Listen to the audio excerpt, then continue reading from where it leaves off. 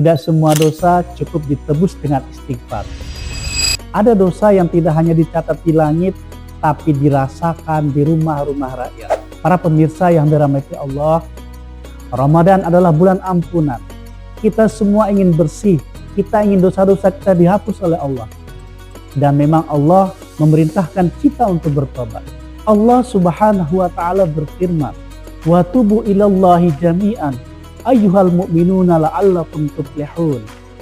Dan bertobatlah kalian semua kepada Allah, wahai orang-orang beriman, agar kalian beruntung.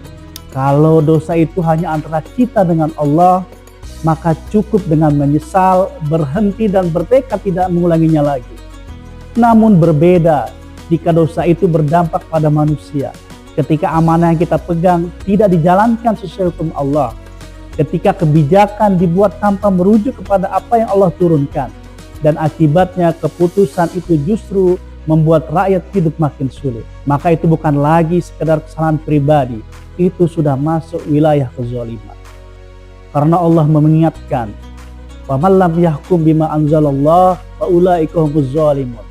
Barang siapa tidak berhukum dengan apa yang Allah turunkan, maka mereka itulah orang-orang yang zalim. Baginda Rasulullah juga mengingatkan kepada kita, siapa yang memiliki kezaliman terhadap saudaranya, maka hendaklah ia meminta halal darinya hari ini.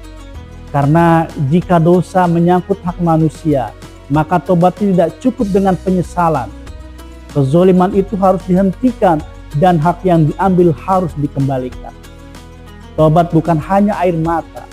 Tobat adalah keberanian memperbaiki. Mari kita jujur pada diri kita sendiri.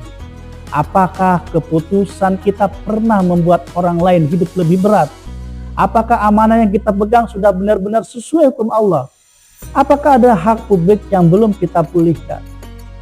Maka Ramadan ini bukan hanya tentang memperbanyak ibadah pribadi, tapi tentang memastikan kita tidak menjadi sebab penderitaan orang lain.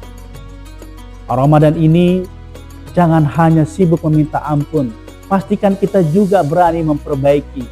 Karena tobat yang sejati bukan hanya menyesal, tetapi berani bertanggung jawab di hadapan Allah Subhanahu wa taala.